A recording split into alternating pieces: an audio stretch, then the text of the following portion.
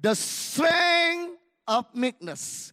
Kekuatan dari kelemah lembutan. Kuasa dari kelemah lembutan. Persoalan terbanyak dan terbesar dalam kehidupan kita sehari-hari disebabkan karena ketiadaan kelemah lembutan. Sekali lagi saya ulangi. Persoalan terbanyak dan terbesar dalam kehidupan kita sehari-hari, dalam relationship kita sehari-hari disebabkan karena ketiadaan kelemah lembutan.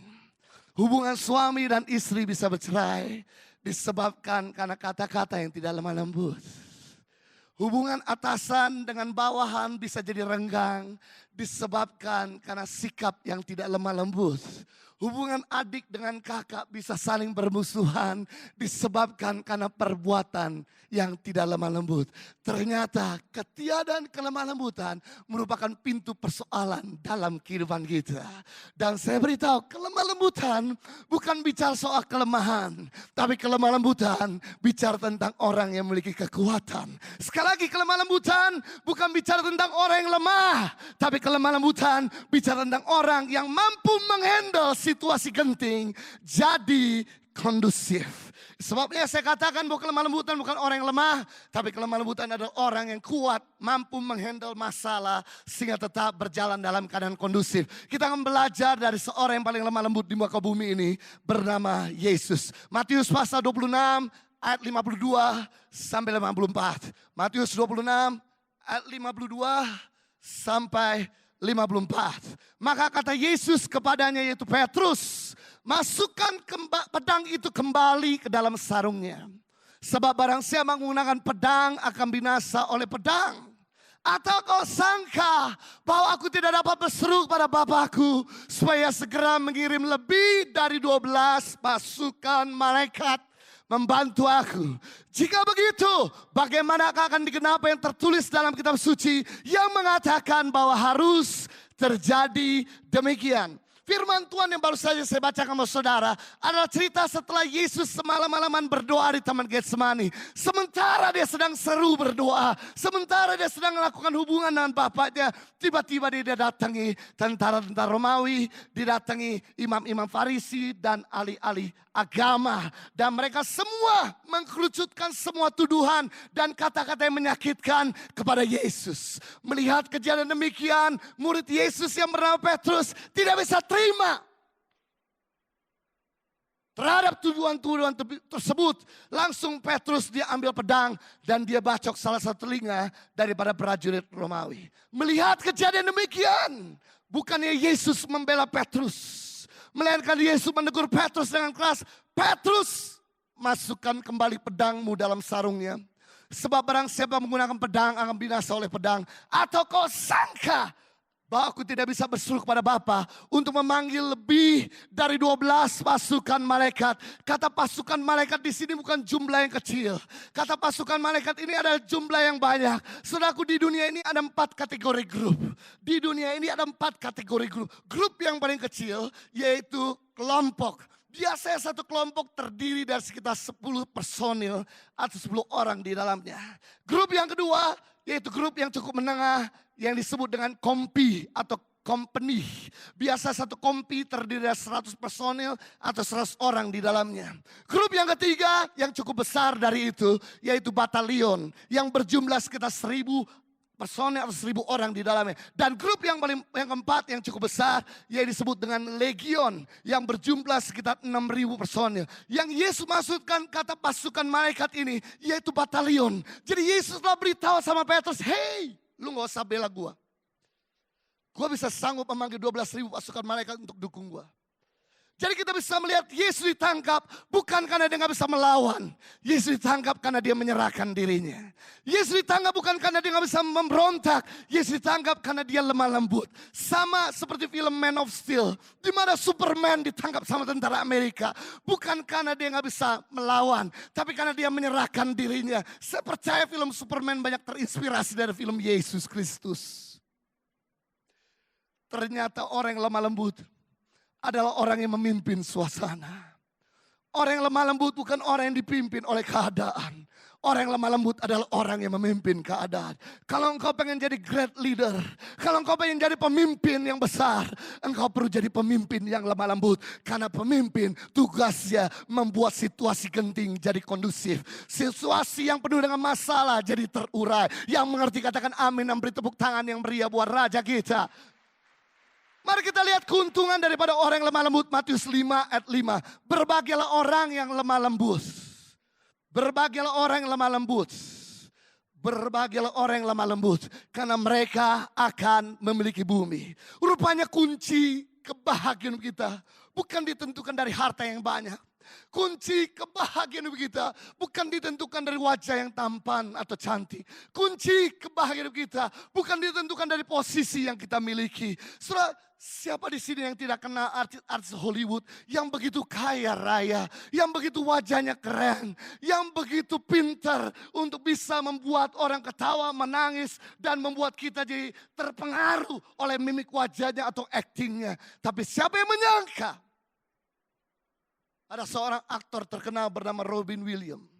Tahun lalu begitu kaya, begitu terkenal, wajahnya oke, bikin orang jadi tertawa, dan kemudian matinya bunuh diri.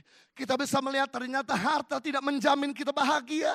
Posisi tidak menjamin kita bahagia. Wajah tidak menjamin kita bahagia. Tapi firman Tuhan jelas mengatakan justru orang yang lemah lembut yang menjamin kita tetap dalam keadaan bahagia, damai, tenang di tengah-tengah situasi yang tidak nyaman. Dan dikatakan karena mereka akan memiliki bumi. Menurut ukuran dunia, orang yang kasar yang memiliki bumi. Menurut ukuran dunia adalah orang yang diktator yang memiliki bumi. Menurut ukuran dunia adalah orang yang memiliki banyak harta yang memiliki bumi. Ternyata tidak demikian. Justru menurut firman Tuhan, orang lemah lembutlah yang memiliki bumi. Coba saudara bayangkan seandainya saudara tidak lemah lembut dalam kata-kata, dalam perbuatan, dalam sikap, pasti aset saudara tidak aman. Pasti keluargamu tidak aman.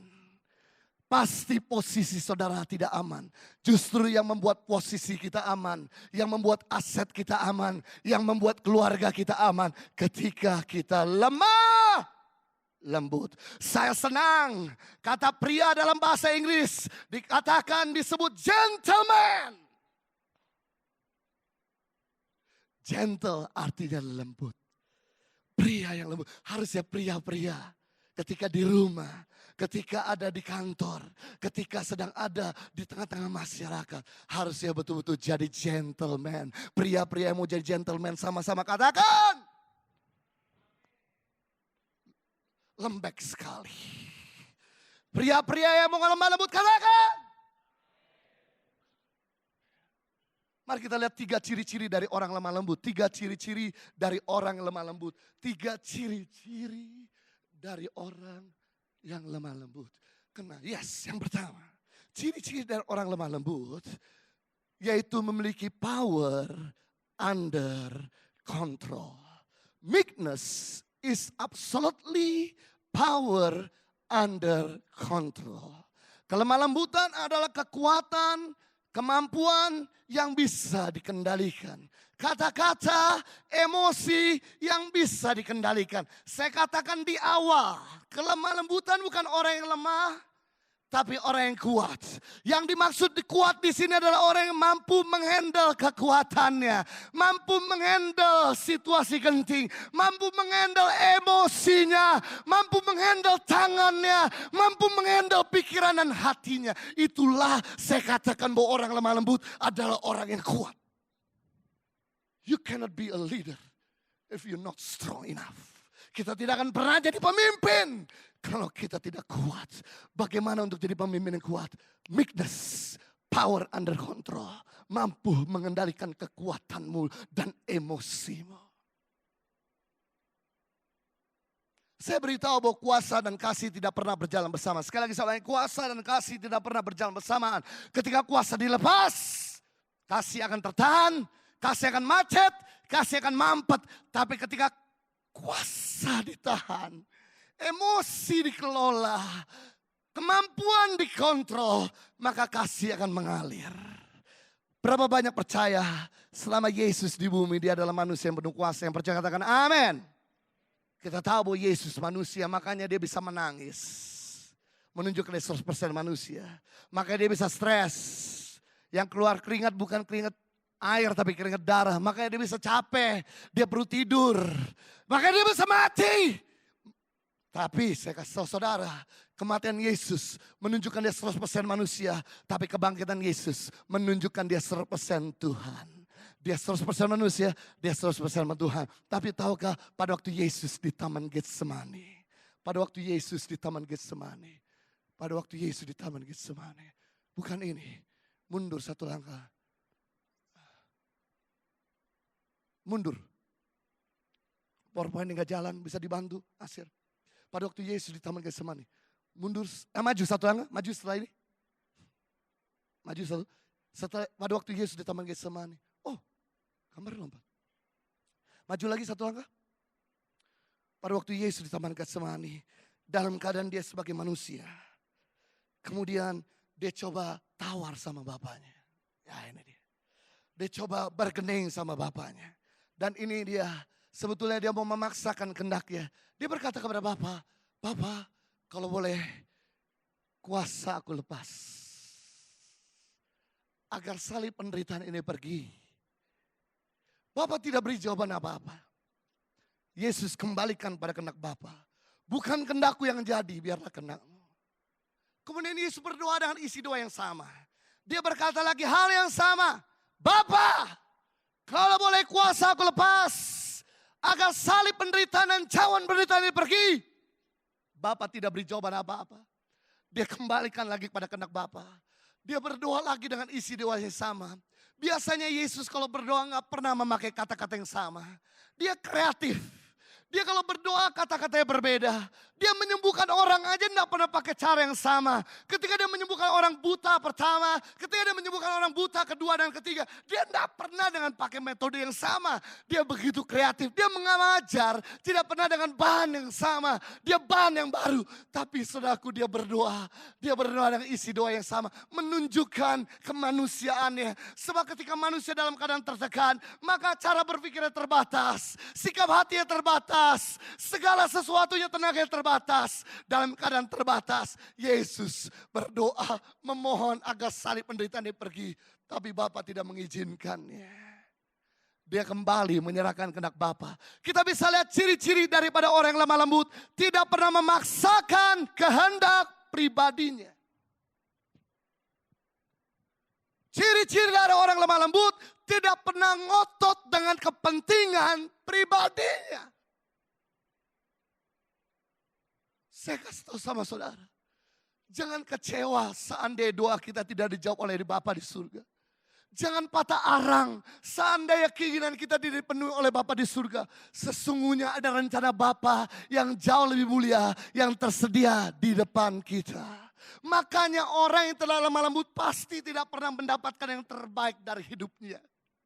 Karena orang-orang yang lemah lembutlah yang mendapatkan yang terbaik dari hidupnya. Orang-orang lemah lembutlah yang mendapatkan yang terbaik datang dari Tuhan. Kalau saudara pengen yang terbaik datang dalam kehidupan kita. Be gentle. Lembut. Yesus kemudian menyerahkan dirinya kepada orang banyak. Dan benar kata-kata sumpah serapah didengar. Ludah, tangan, kaki. Digebok berkali-kali. Dia kendalikan amarahnya. Mahkota duri setinggi 10 cm ditancapkan di kepala hampir ke otaknya. Dia kendalikan emosinya. Pecut 40 kurang 1 pukulan disersa di badannya. Dia kendalikan emosinya. Paku setinggi 10 inci ditancapkan di kedua urat nadinya dan kakinya. Yesus kendalikan marahnya. Saudara tahu bahwa hukuman yang diberikan pada Yesus adalah gabungan 2 hukum terberat di dunia. Yang pertama adalah hukuman Romawi. Yang kedua adalah hukuman barbar. Hukuman Romawi dipecut 39 kali tanpa disalib. Hukuman barbar disalib tanpa dipecut. Nah Yesus sebelum disalib disiksa dulu 39 kali. Setelah disiksa dia disalib. Dan ketika seseorang disalib, Biasanya semua tangan, kaki, badan dikunci. Cuma satu yang tidak dikunci, yaitu mulutnya. Kenapa? Ketika seseorang disalib mulutnya tidak dikunci. Ketika dia haus, dia masih bisa minum. Akibat mulutnya tidak dikunci, maka dua penjahat di sebelah Yesus mengucapkan kata-kata sumpah serapah, maki-maki dan semua kata kutuk yang luar biasa dari Yesus. Tidak ada perkataan yang sia-sia yang keluar dari mulut bibir lidahnya, melainkan perkataan agung dan mulia. Bapa, ampuni mereka, karena mereka nggak tahu apa yang mereka perbuat. Saya beritahu, orang yang lemah lembut memiliki kata-kata yang berkualitas. Orang yang lemah lembut tuh kata-katanya nggak kosong. Kata-katanya nggak sia-sia. Kata-katanya nggak sembarangan. Kata-katanya nggak ngelukai. Tapi orang lemah lembut kata-katanya itu menguatkan. Dia berisi, dia menginspirasi, dia mengubah banyak orang. Dan kemudian tombak ditusukkan ke dalam lambung Yesus, darah dan air keluar, Yesus kendalikan emosinya. Dan kemudian tentara Romawi memancing lagi emosi Yesus dan berkata, "Hei, kalau memang kau raja orang Yahudi, turun dari atas ke salib, Comehere, come here." Saya mau tanya sama saudara, sanggupkah Yesus turun dari atas ke salib sekalipun dia sudah dipandek sama paku? Sanggup, karena kuasa masih ada. Beda cerita kalau saudara dipaku nggak bisa turun-turun. Tapi kalau Yesus dipaku masih bisa turun. Kemudian tentara Romawi berkata lagi, pancing emosi Yesus. "Hei, kalau memang kau anak Allah, panggil malaikat biar kami percaya." Saya mau tanya sama saudara, sanggupkah Yesus memanggil malaikat sekalipun Bapa telah tinggalkan dia karena dia pikul dosa? Sanggup, karena otoritas masih ada di dalam dirinya. Namun seandainya, ini belum, oke. Aba-aba, begitu saya bilang next, slide berikutnya. Namun ketika Yesus mulai terpancing emosi, "Hei, kalau memang kau anak Allah, turun. Kalau memang kau raja Yahudi, turun." Seandainya Yesus terpancing emosinya, langsung Yesus patahkan kedua salibnya. Dia ototnya berubah jadi Arnold Schwarzenegger. Dan kemudian dia turun, wacah!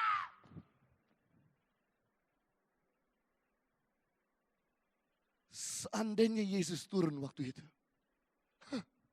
Seandainya Yesus turun. Itu emosi yang terpendam semalam-malaman, bos. Semalam-malaman, gimana gak semalam-malaman? Semalam-malaman gak dikasih makan. Semalam-malaman gak dikasih minum. Semalam-malaman digebukin. Semalam-malaman dianiaya. Itu emosi yang terpendam. Dia lepaskan dalam satu kata. Dia berkata kepada orang yang di depannya, "Mampus!" Maka kata-katanya berubah jadi api. Langsung semua orang di depan Yesus berubah jadi barbecue manusia. Ternyata kelemah lembutan, catat ini baik-baik, adalah sabuk pengaman agar orang lain jangan celaka.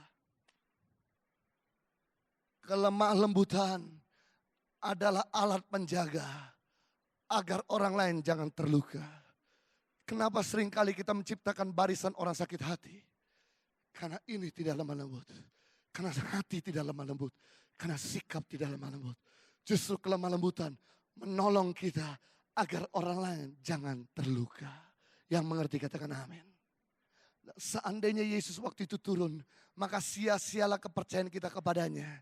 Sebab darahnya tidak pernah menyelamatkan kita. Dan Napoleon Bonaparte pernah berkata, "Aku menaklukkan dunia dengan pedang dan senjata. Tapi Yesus menaklukkan dunia dengan darahnya." Napoleon Bonaparte cuma yang hebat di zaman yang menaklukkan dunia dan Eropa. Dia berkata bahwa aku menaklukkan Eropa dan dunia dengan pedang dan senjata. Tapi Yesus menaklukkan dunia dengan darahnya. Tapi lihat, orang-orang diktator, pengaruhnya cuma temporary. Sementara setelah itu lenyap. Tapi lihat orang-orang yang memiliki kelemah lembutan dan kasih. Pengaruhnya dari dulu, hari ini, bahkan selama-lamanya masih terasa.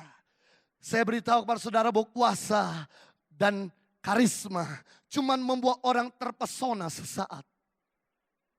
Sekali lagi saya ulangi, kuasa dan karisma cuma membuat orang terpesona sesaat. Sedangkan kasih mengubahkan kehidupan orang selama-lamanya. Sedangkan kelemah lembutan mengubahkan kehidupan orang selama-lamanya. Mari kita lihat saudara, orang-orang diktator hari ini lenyap. Saddam Hussein, Adolf Hitler, Gaddafi di Libya memerintah dengan tangan besi selama 42 tahun. Presiden kita kedua. Semua orang-orang yang kasar, pengaruhnya sementara. Orang-orang yang pakai tangan besi, pengaruhnya sementara. Tapi lihat Madam Teresa, Lady Di, Muhammad Gandhi, Yesus Kristus, kelemah lembutan mengubah kehidupan orang selama-lamanya. Kalau engkau pengen jadi pemimpin yang besar, kalau engkau pengen jadi orang yang berkenan di hadapan Tuhan, be gentle and meekness. Yang mau beri tepuk tangan yang meriah buat Raja kita. Yang kedua, ciri-ciri dari orang lembut. Next slide. Stay humble. Tetap menjaga kerendahan hati. Orang yang lemah lembut kata-katanya gak tinggi. Dia low profile. Dia gak angkuh. Dia gak menonjolkan dirinya. Melainkan yang lain yang dia tonjolkan. Lihat Yesus. Rabi, guru segala guru. Dia cuci kaki murid-muridnya. Pernah kau saudara sebagai seorang dosen atau guru mencuci kaki murid-murid saudara? Pernah kau saudara sebagai seorang pemimpin cuci kaki para pegawai saudara? Pernah kau saudara sebagai orang tua yang punya anak udah usia 30 tahun, 20 tahun mencuci kaki mereka? Yesus, dia betul-betul tidak pernah mempertahankan posisinya. Dia melayani siapapun, baik orang lemah maupun orang yang tinggi. Saudara, orang yang sombong tidak awet. Orang yang sombong tidak akan pernah awet. Karena orang yang sombong, kesombongan menghilangkan segala sesuatu. Karena akar daripada kehancuran adalah kesombongan. Saudara, orang yang rendah hati menerima banyak, sedangkan orang sombong tidak terima apa-apa. Orang sombong akan ditinggalkan, akan dilucuti. Mari kita lihat Lucifer. Dia menyombongkan diri 5 kali ke atas. 5 level ke atas. Kitab Yesaya berkata bahwa Lucifer ingin menjamai yang maha tinggi 1 level. Ingin berkuasa level 2. Ingin memiliki segala-galanya. Ingin. Begitu dia menyombongkan diri 5 kali. Langsung Bapa melucutinya. Dari malaikat terang jadi malaikat gelap. Dari malaikat yang paling tinggi jadi malaikat yang paling rendah. Orang yang sombong ditinggalkan. Orang yang sombong direndahkan. Gak usah jauh-jauh kita lihat Raja Nebukadnezar. Ada raja yang berkuasa bukan cuma atas negara Babel tapi dunia. Saking berkuasa dia berhasil menaklukkan Israel. Dan dia berkata kalau Allah Israel aja aku taklukkan apalagi Allah di dunia ini. Aku adalah pemimpin yang berkuasa. Lebih daripada Allah Israel. Saudara, begitu dia mulai menyombongkan diri.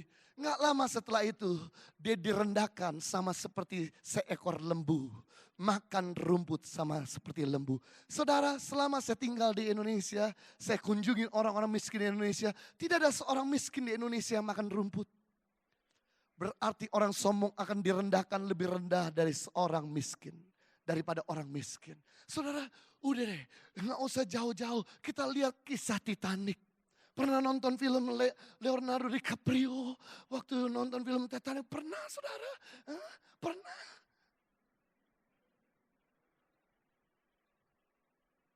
Begitu kapal di awal abad 19 dibuat begitu besar, megah. 3 kali lapangan sepak bola besarnya. Kemudian kaptennya berkata, tidak ada seorang pun sanggup menenggelamkan kapal ini. Sekalipun Tuhan tidak akan sanggup menenggelamkan kapal ini. Gak usah jauh-jauh. Pelayaran pertama, pelayaran perdana. Kapal itu cuma nabrak simple iceberg, batu es di tengah laut. Bocor. Gak lama setelah itu, 8 jam kapal itu tenggelam. Habis. Baru-baru ini Cina membanggakan dirinya. Kami kuasai ekonomi. Oh, bravo. Kita tepuk tangan, semua orang tepuk tangan. Perdana Menteri yang ngomong. Kami penguasa ekonomi dunia. Oke. Tepuk tangan, bravo. Kami memiliki gedung tertinggi di dunia. Oke, bravo. Kami memiliki jembatan terpanjang di dunia. Oke. Semua orang tepuk tangan. Terakhir dia ngomong, kami memiliki kereta tercepat di dunia. Terbaik, teraman, terlembut. Kamilah yang terbaik di dunia. Begitu dia ngomong yang benar. Kereta itu bisa melaju 390 km per jam. Perdana Menterinya ngomong. Dan teman saya ikut kereta perdana tersebut. Karena dia seorang travel dipanggil. Saudara tahu air gelas penuh dengan kecepatan 360 km per jam. Air itu enggak tumpah sama sekali saking smoothnya. Dia punya sensor yang sangat canggih. 100 km ada batu jatuh dia bisa rem. Bahkan teman saya taruh bolpen saudaraku di atas meja. Dengan kecepatan 360 km. Bolpen itu tidak geser sama sekali. Saking smoothnya. Tapi gak lama setelah 2 minggu kereta itu berjalan. Apa yang terjadi? Tiba-tiba alat sensornya kejepit. Di depan ada kereta mogok berhenti. Dengan kecepatan 360 km per jam. Dia hajar kereta berhenti. Bang! Detik itu 262 jiwa. Dead. Game over. Mati. Berhenti memakai kata I. Berhenti memakai kata myself. Berhenti memakai kata me. Kita lihat sejarah I. iPad. iPhone. iPod. And I die.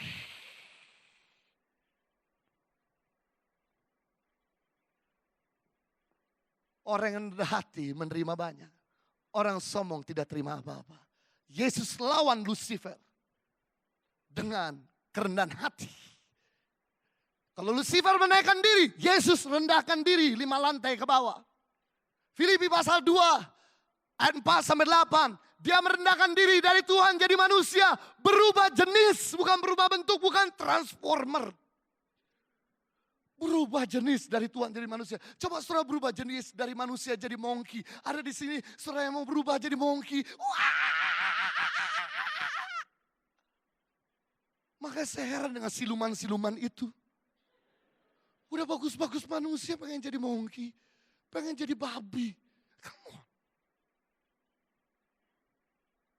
Yesus dari Tuhan jadi manusia. Satu level. Dari manusia jadi hamba. Level berikutnya, taat sampai mati di atas kayu salib. 5 kali dia merendahkan diri ke bawah.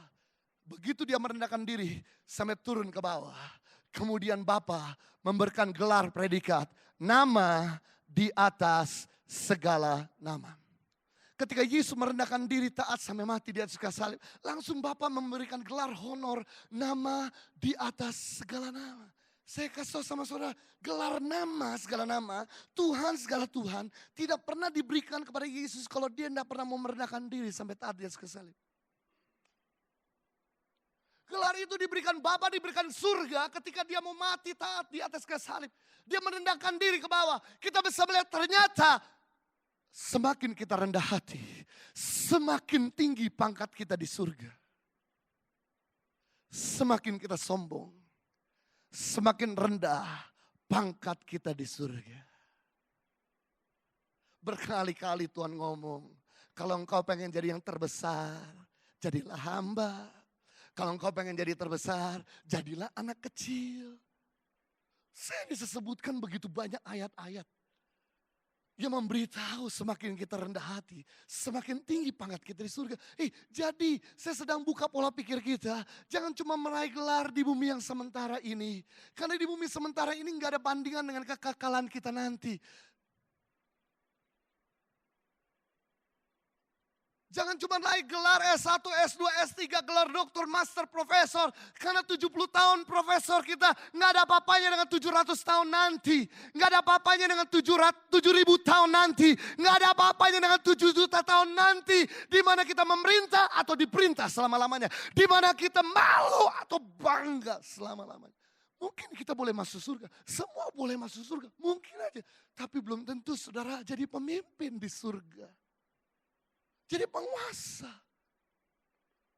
memiliki pangkat, mahkota. Mari kita lihat firman Tuhan, Matius pasal yang kelima, ayat yang ketiga. Matius 5 ayat 3, selatnya bisa dibuka, yang saya punya, yes ini dia. Berbahagialah orang yang miskin di hadapan Tuhan. Karena mereka lah yang empunya kerajaan surga. Kata miskin di sini terjemahan bahasa Yunani atau bahasa asli bukan miskin kere, tidak punya duit. Tapi kata miskin di sini terjemahan bahasa aslinya adalah rendah hati. Berbahagialah orang yang rendah hati di hadapan Tuhan. Karena mereka lah empunya kerajaan surga. Kata empu di sini adalah pemilik, penguasa, pemimpin, pengelola. Semakin rendah hati, semakin kau jadi penguasa di surga. Semakin rendah hati, semakin kau jadi pemimpin. Bukan cuma di bumi yang sementara ini. Tapi di bumi yang akan datang untuk selama-lamanya. Man, kebetulan saya pimpinan dalam sebuah organisasi. Saya bersama istri memimpin belasan ribu orang. Saya bersama istri memimpin ratusan karyawan yang ada di bawah kami. Suatu kali kami melihat ada seorang karyawan kami yang sangat kompeten, melebihi karyawan yang lain. Memiliki karisma di atas rata-rata. Dalam menulis sangat mahir, inspiratif dan berpengalaman. Dalam berkata-kata sangat fasih berbicara. Sangat bisa memobilisasi. Sangat pintar dan cerdas. Dalam memimpin sangat agresif. Sangat bisa memobilisasi. Sangat pintar memilih dan memilih yang tidak benar. Sangat kritis. Bahkan dalam media dia kuasai semua media internet, media website, media komputer, media fotografer, media video dan editing dan sebagainya. Satu orang ini bisa mengerjakan 6 atau 8 job orang lain. Ketika kami melihat potensinya, kami kemudian mau angkat dia jadi wakil. Kami mau naikkan gajinya. Tapi ketika kami mau angkat dia, promosikan dia, terlibas di mata saya ada spirit arogansi, roh keangkuhan. Kalau di depan orang maunya ngebosi. Dia gak pernah mau terima masukan orang lain.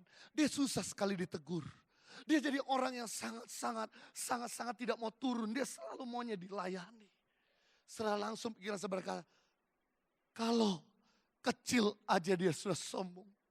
Kalau masih kecil aja dia sudah sombong. Apalagi nanti kalau besar. Sombong, belagu, kuadrat.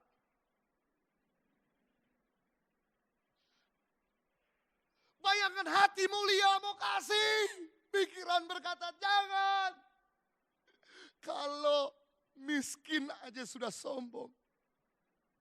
Lagi miskin aja udah sombong. Apalagi nanti kalau kaya. Sombong, belagu, jahat, kubik. Saat itu saya langsung menahan niat kami untuk mempromosikan dan menaikkan gajinya. Saya mulai mengerti sejak itu. Kami mulai mengerti. Kenapa Tuhan dah harus jauh doa kita semuanya. Kenapa Tuhan dah harus penuhi permintaan kita semua. Kenapa Tuhan dah harus kasih semua apa yang kita butuhkan. Karena Tuhan mengerti. Kita gak siap menerima jawaban doa kita sendiri. Sebetulnya tidak ada salah dengan doa-doa yang berkata Tuhan buat saya terkenal. Buat saya sukses. Buat saya kaya raya. Buat saya maju. Gak ada salah dengan doa-doa demikian. Namun sebelum kau berdoa, yakinkan Tuhan terlebih dahulu. Kalau Tuhan memberkati aman dan tidak berbahaya. Sekali lagi saya ulangi, gak ada salah yang berkata Tuhan buat saya keren, handsome. Lebih daripada Brad Pitt. Nggak ada salah dengan doa Tuhan buat saya kaya. Lebih kaya dari Bill Gates. Nggak ada salah berkata buat saya sukses. Nggak ada salah semua itu. Tapi sebelum kau berdoa, yakinkan Tuhan terlebih dahulu. Kalau Tuhan memberkati aman dan tidak berbahaya. Buat apa Tuhan memberkati kita kaya lalu meninggalkan keluarga kita? Buat apa Tuhan memberkati kita terkenal lalu kita meninggalkan Tuhan kita? Lebih baik kau miskin kere tapi dekat sama keluargamu dan berkenan di hadapan Tuhan. Lebih baik lagi engkau kaya raya tapi berkenan di hadapan Tuhan dan dekat sama keluarga. Yang pengen diberkati, berkenan di hadapan Tuhan dan dekat sama keluarga, sama-sama katakan. Keras sekali, amin. Kerendahan hati, catat ini baik-baik. Kerendahan hati, guys, catat ini baik-baik. Kerendahan hati adalah sabuk pengaman agar diri kita jangan hancur. Tadi power under control, sabuk pengaman agar orang lain jangan hancur. Tapi sebenarnya kerendahan hati, alat menjaga kita diri kita sendiri agar jangan terluka.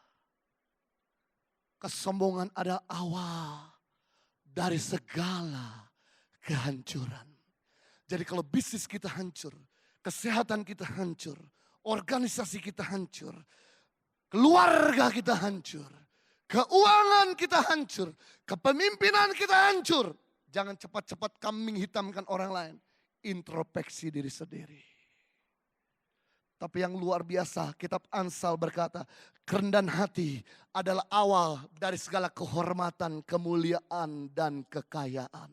Kalau hidupmu mau dihormati, sebagai pemimpin kita perlu sekali untuk dihormati. Bukan kita cari penghormatan, karena orang gak akan ngikut kepada orang-orang yang tidak dihormati. Kalau engkau pengen dihormati, rendah hati. Be humble. Kalau engkau pengen jadi orang yang berkualitas, rendah hati. Kita tidak akan pernah jadi pemimpin yang berkualitas hanya cuma dengan kekayaan. Kita tidak akan pernah jadi pemimpin yang berkualitas hanya cuma dengan kata-kata yang fasih. Tapi kita jadi pemimpin yang berkualitas ketika kita rendah hati. Yang terakhir, yang ketiga, saya selesai. Ciri-ciri daripada orang yang rendah hati. Yang ketiga, be a hand of love. Menjadi tangan kasih bagi yang lain. Menjadi tangan kasih bagi yang lain. Maju lagi satu level, maju lagi. Menjadi tangan kasih bagi yang lain. Be a hand of love. Menjadi tangan Tuhan buat yang lain. Orang yang lemah lembut tuh gak keras hatinya ketika musuhnya menderita. Ketika musuhnya datu, dia gak bersuka cita. Tapi dia ikut berduka cita. Ketika lihat orang lain jatuh, dia segera mengangkatnya. Lihat, tangan Tuhan itu tidak pernah memberatkan kita. Tangan Tuhan tidak pernah menekan kita. Tangan Tuhan selalu meringankan, melegakan. Maka Tuhan ngomong begini, mari datang kepadaku semua yang letih lesu dan beban berat, mari datang. Semua yang letih lesu dan beban berat, aku akan berikan kepadamu kelegaan. Ya, tangan Tuhan selalu memberikan kelegaan. Bagaimana dengan tanganmu? Apakah tangan kita selalu menekan orang? Bawa orang jadi gak nyaman. Bawa orang menderita. Tangan seorang pemimpin harusnya ada tangan yang lemah lembut. Yang mengangkat hidup orang. Kita lihat cerita tentang tadi, Petrus. Slide berikutnya, Matius pasal 26 yang tadi saya bacakan, saya ceritakan aja. Saya ceritakan kembali. Ketika ahli-ahli Farisi, imam-imam agama dan semua tentara Romawi mengkerucutkan semua tuduhan kepada Yesus. Murid Yesus bernama Petrus tidak bisa terima. Ternyata diam-diam Petrus bukan cuma belajar Alkitab. Ternyata diam-diam Petrus belajar kungfu. Rupanya ilmu kungfu sudah ada sejak zaman Yesus. Dia langsung keluarkan samurainya. Dia pelan-pelan diam. Ternyata belajar jadi ninja, saudaraku. Dia keluarkan samurainya dan berkata, kurang ajar kalian semua. Teng, teng, teng, teng, teng, teng, teng. Leher atau kuping? Gak ada jawaban, langsung Petrus. Wacak! Telinga lepas. Waktu itu, Yesus punya dua skenario. Skenario pertama, Yesus lemah lembut. Skenario kedua, Yesus tidak lemah lembut. Mari kita lihat dua klip ini di depan. Oke, kita masuk sebentar ke Hollywood, karena Hollywood suka merekayasa cerita. Jadi saya coba rekayasa juga. Oke, pertama, Yesus di dalam lemah lembut. Ketika Petrus bacok, wacah, telinga lepas. Yesus dengan gaya cool, dia lipat tangan dan berkata, baru sama murid gua telinga lepas. Gue belum turun tangan, kepala lu orang lepas. Dan kemudian dengan gaya coolnya, dia ambil telinga orang yang sedang lepas. Pernah saudara bermain-main dengan telinga orang yang sedang lepas? Pernah saudara iseng kotak-kotik telinga orang yang sedang lepas? Kemudian Yesus berkata, ini telingamu. Ampun, ampun, ampun, ampun. Kemudian Yesus angkat telinga orang itu ke atas dan berdoa. Telinga berubah jadi keripik telinga. Kemudian Yesus makan telinga orang itu. Baru telinga. Belum lo orang semua gue makan. Saya percaya.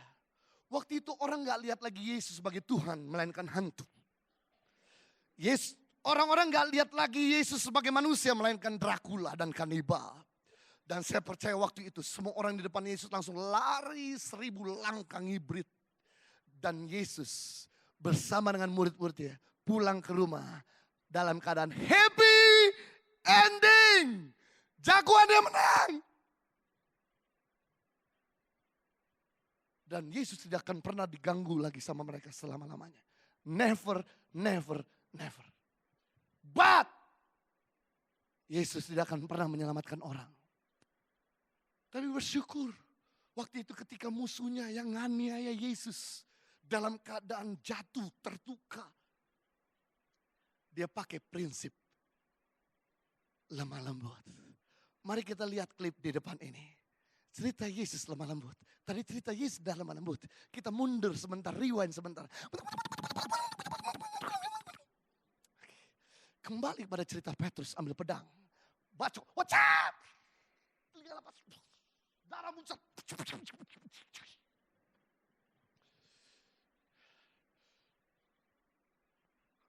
Orang itu, tenang, apa-apa, tenang. Kemudian Yesus ambil telinga orang itu. Dan kemudian orang itu, ampun, ampun, ampun, tenang, duduk dulu, duduk sebentar, duduk. Dan kemudian Yesus kasih minum orang itu. Cara mengatasi ketika orang panik, kasih dia minum. Dia akan lebih tenang. Seperti saya, begitu kasih minum lebih tenang duduknya. Khotbahnya. Darah lagi muncul. Yesus muncul. Tubuhnya kena darahnya, mukanya. Kemudian Yesus doa. Darah berhenti. Berhenti. Kemudian Yesus pasangkan telinga orang itu. Sembuh.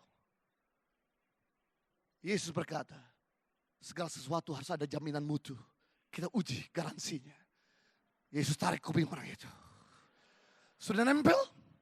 Sudah Yesus. Kemudian Yesus tes pendengarannya. Apakah berfungsi? Mari kita tes. Kedengaran? Kedengaran. Kita lebih jauh lagi. Kedengaran? Kedengaran. Oke. Jangan berbuat dosa lagi. Pulang ke rumah. Saudara. Orang lemah lembut. Dia akan menolong ketika musuhnya jatuh. Ayat terakhir. Kemudian selesai. Ibrani 12. Ayat yang ketiga. Ibrani 12 ayat yang ketiga. Ingatlah selalu akan Yesus yang tekun menanggung bantahan yang sehebat itu terhadap dirinya dari pihak orang-orang berdosa. Supaya jangan kamu menjadi lemah dan putus asa.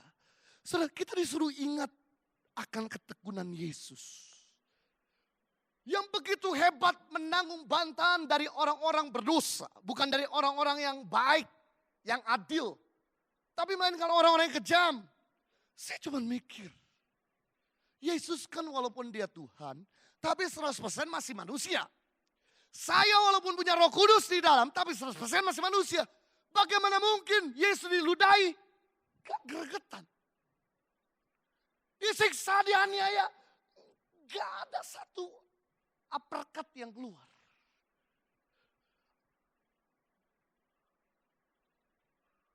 Saya cuma mikir bertahun-tahun. Ayat ini saya renung. Gimana kok dia bisa tekun dengan orang-orang yang kejam? Ternyata timbul sebuah pemikiran, sebuah kesimpulan. Ternyata cara berpikir Yesus, kerangka berpikir Yesus, bukan apa yang orang lain bisa lakukan pada saya. Tapi yang dia selalu berpikir, yang selalu dia punya kerangka berpikir, apa yang saya bisa lakukan buat orang lain. Jadi ketika Yesus diludahi, dipukul, digebok, disiksa, dia berpikir bagaimana caranya saya bisa berkati orang ini. Ketika Yesus disiksa, dia paku, disianiaya, bagaimana saya bisa berkati, saya bisa ampuni, saya bisa jatuhkan anugerah buat orang ini. Dia selalu berpikir, apa yang saya bisa lakukan buat orang lain. Berarti hal yang sama. Bagaimana cara kita membantai benih negatif di kepala dan hati kita? Dengan berpikir, bukan apa yang orang lain bisa lakukan pada saya. Tapi berpikir, apa yang saya bisa lakukan buat orang lain. Pulang dari gereja. Pulang dari gereja. Tidak lagi berpikir apa yang istri bisa lakukan pada saya. Apa yang suami bisa lakukan pada saya. Tapi berpikir apa yang saya bisa lakukan buat suami saya. Apa yang saya bisa lakukan buat istri saya. Pulang dari gereja tidak lagi berpikir apa yang mertua, orang tua bisa lakukan pada saya. Tapi mari kita berpikir apa yang saya bisa lakukan buat orang tua saya, buat mertua saya. Pulang dari gereja tidak lagi berpikir apa yang anak, menantu bisa lakukan pada saya. Tapi berpikir apa yang saya bisa lakukan buat anak saya dan menantu saya. Masuk gereja kalau hari Minggu, tidak lagi berpikir apa yang gereja ini bisa lakukan pada saya. Tapi berpikir apa yang saya bisa lakukan buat gereja saya. Sebagai pemimpin gereja juga berpikir yang sama. Bukan apa yang jemaat bisa lakukan buat saya. Tapi berpikir apa yang saya bisa lakukan buat jemaat saya. Besok masuk kerja. Ketemu dengan atasanmu.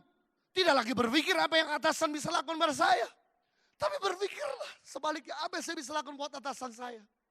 Besok masuk kerja ketemu karyawan. Udah lagi gak berpikir apa yang karyawan bisa lakukan pada saya. Tapi berpikir apa yang saya bisa lakukan buat karyawan saya. Pernahkah saudara berpikir apakah karyawanmu sudah makan siang? Apakah istrinya dalam keadaan baik-baik? Apakah anak-anaknya bisa melanjutkan kuliah?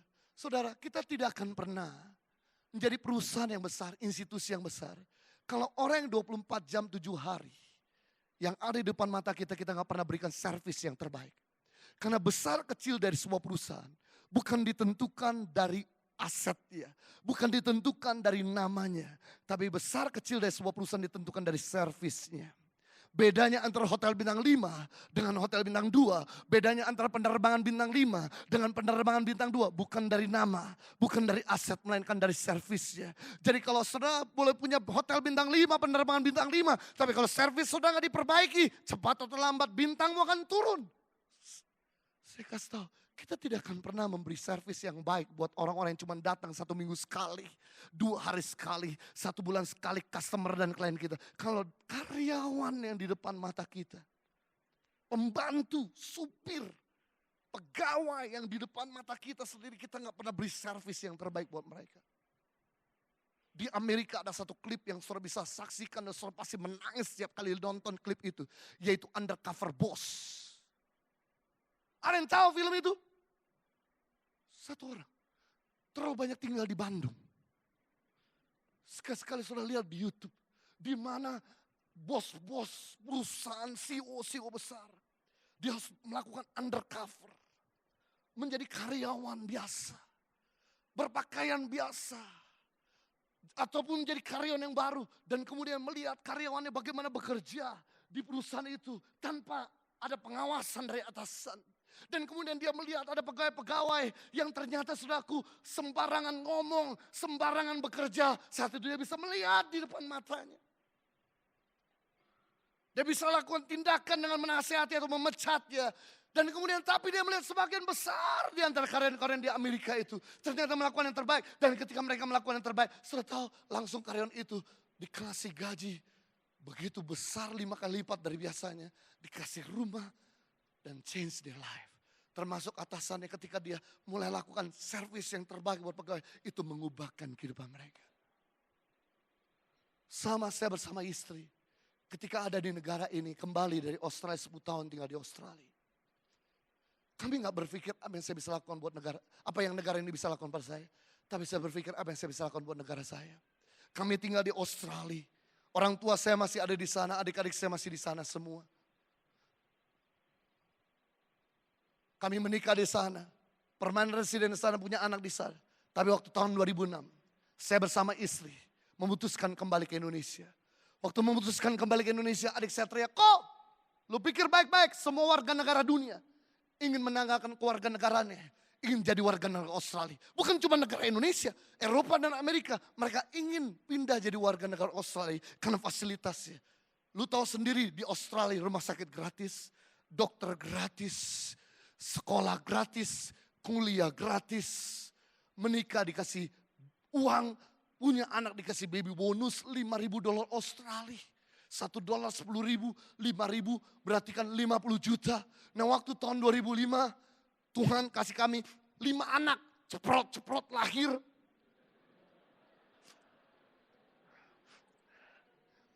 Pemerintah langsung kirim cash ke uang rekening kami. Cash tanpa dikorupsi dan pajak. $10.000 Australia 100 juta. Tahu gitu saya janjian sama istri saya punya anak 10. Biar 1 M ditransfer. Kayak mendadak. Dan kemudian ketika anak saya lahir. Tiap 2 minggu dapat uang susu dan pampers. 2,5 juta rupiah 2 minggu. Berarti 1 bulan sekitar 5 juta. Istri saya karena ngurus 2 baby. Harus berhenti kerja. Dikasih uang lagi. Adik saya ngomong gini. Lu kembali ke Indonesia. Sekolah bayar sendiri. Kuliah bayar sendiri, dokter bayar sendiri, uang pampers bayar sendiri. Ingat kok, lu punya income 1 bulan. Saya sebetulnya gak mau ngomong ini, tapi ini kata-kata terlalu pedas sekali. Lu punya income 1 bulan minimum $8.000 Australia, minim 80 juta rupiah. Lu kembali ke Indonesia, 10%-nya belum tentu lu dapat di Indonesia. Lu ngapain capek-capek? Keluarga lu di sini semua. Lu punya gereja. Lu punya bisnis, lu punya teman-teman semua di sini, lu punya hidup enak di sini. Ngapain lu balik ke Indonesia? Saya ngomong sama adik saya dan orang tua, tujuan kami kembali ke Indonesia karena kami mau bangun bangsa ini. Karena tiap tahun di Indonesia ada 300.000 anak-anak putus sekolah karena jarak yang jauh. Anak di pedalaman Indonesia di pulau-pulau, anak SD perlu jalan kaki 2 jam ke sekolah karena jarak yang jauh. Anak SMP perlu jalan kaki 3 jam, anak SMA perlu jalan kaki 5 jam. Begitu banyak anak putus sekolah, belum makan pagi udah pingsan di jalan. Sudah bisa bayangkan, seandainya tiap tahun 300.000 berarti 10 tahun ke depan ada 3 juta generasi monster akan lahir di bangsa ini. Yang menyebabkan anak cucu kita tinggal dalam keadaan berbahaya. Dan adik saya berkata begini, terserah lo. Saya memutuskan bersama istri bahwa anak kembar kami kembali ke Indonesia. Benar, begitu sampai di Indonesia, 30% income kami pisahkan. Kasih tolong buat mereka yang gak bisa makan nasi. Kasih tolong buat anak-anak yang ada di tempat tong sampah. Pendidikan kesehatan dari mulai 5 anak. 5 keluarga. Berkembang oleh anugerah Tuhan. Sekarang jadi 3.300 anak-anak. 13.000 keluarga. Kemudian waktu kemarin saya kembali ke Australia. Adik saya berkata, "Ko, you benar. You benar kembali Indonesia, Ko. You benar. Gimana sih 2006 berkata you salah. Sekarang you benar." Itulah manusia. Suka berubah-berubah. Hari ini berkata you benar. Besok bisa berkata you salah. Hari ini berkata you salah. Besok bisa berkata you benar. Makanya jangan suka you-yuan. Adik saya ngomong gini, you kalau di Australia, you disubsidi pemerintah Australia. Tapi waktu you di Indonesia, you jadi kepanjangan pemerintah Indonesia. Waktu you di Australia, you dibantu orang. Tapi waktu you di Indonesia, you membantu orang. Mana lebih mulia dibantu atau membantu? Mana lebih mulia disubsidi atau mensubsidi? Makanya jangan senang disubsidi terus jadi beban, tahu? Sekali-kali kita boleh disubsidi waktu kita lemah, waktu kita masih kecil. Tapi bukan untuk selamanya kita jadi benalu.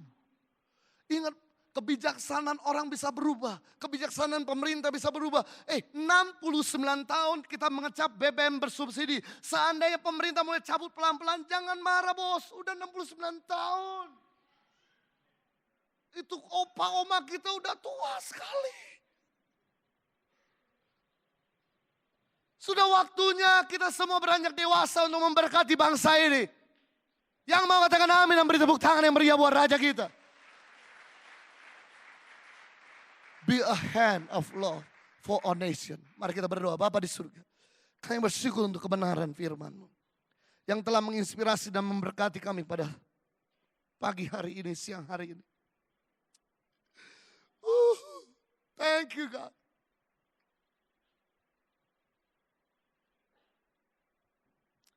Engkau ada teladan kami. Kalau saat ini kami dalam keadaan kompleks, benang kusut,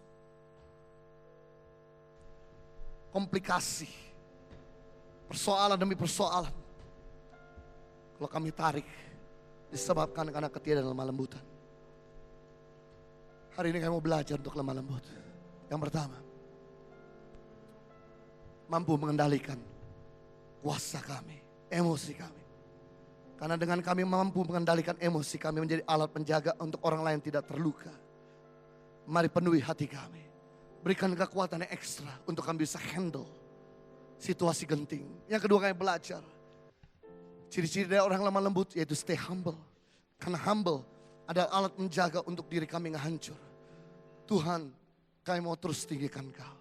Hormati yang lain lebih daripada kami. Belajar yang ketiga. Ciri-ciri dari orang lemah lembut. Yaitu selalu menjadi tangan kasih bagi yang lain. Kami gak mau hidup untuk diri kami sendiri lagi. Kami mau belajar untuk bisa memberkati. Karena semakin kami memberkati, semakin kami meringankan, semakin Tuhan dan orang lain juga akan meringankan kehidupan kami. Sehingga dengan demikian bukan sekedar hidup kami diberkati, sangat diberkati. Tapi orang-orang di sekitar kami mengalami sebuah perubahan. Kerajaan-Mu terbangun, nama-Mu dimuliakan. Demi nama Yesus, kita semuanya sudah diberkati dan siap jadi berkat. Sama-sama kita katakan,